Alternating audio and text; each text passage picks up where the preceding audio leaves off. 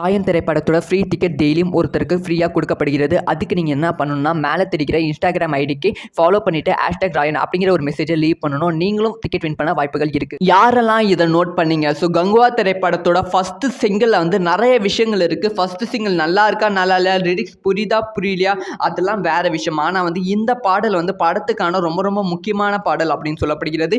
இந்த பாடல் வந்து எந்த காட்சியில் வரும் அப்படிங்கிற டீட்டெயிலான விஷயத்தை தான் பேச போகிறோம். அதுக்கு முன்பு வந்து சூர்யா அவர்களுக்கு இனிய பிறந்தநாள் வாழ்த்துக்கள். இன்னைக்கு மாதிரி என்னைக்கும் வந்து தமிழ் சினிமாவுக்கு பெருமை சேர்க்கணும். ஸோ மெயின் மேட்டருக்குள்ள போயிடலாம். அதாவது கங்குவாவோட ஃபர்ஸ்ட் சிங்கிள் பார்க்கும்போது வந்து ரொம்ப ஃபயராக வந்து இருக்கிறது. கம்ப்ளீட்டாக வந்து ஒரு 1000 டான்சர்ஸ் ஒன்றா சேர்ந்து தான் வந்து இந்த ஒரு பாடலில் வந்து டான்ஸ் ஆடி இருக்காங்க. இந்த சாங் எப்போ வருதுன்னா, படத்தோட போருக்கு போகிறதுக்கு முன்னாடி, அதாவது பயங்கரமான சண்டை காட்சி வந்து இருக்க போகிறது.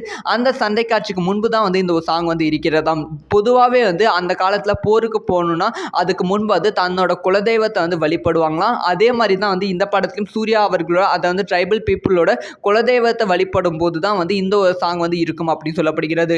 முக்கியமாக வந்து போரில் வந்து அவங்களோட ஆயுதம் வந்து நெருப்பாக தான் வந்து வச்சிருக்காங்க. இந்த கங்குவா திரைப்படத்தில் சூர்யா ட்ரைபல் கேங்கோட ஆயுதமே வந்து அந்த நெருப்பு தான் அப்படின்னு சொல்லப்படுகிறது. அவங்களோட குலதெய்வமே வந்து நெருப்பை வச்சு தான் வந்து கும்பிட போகிறாங்க அப்படின்னும் சொல்லப்படுகிறது. அதனால தான் வந்து இந்த வந்து ஃபயர் சாங் வந்து அந்த படத்தில் வந்து இடம்பெற்றிருக்கு அப்படின்னு சொல்லியிருக்காங்க.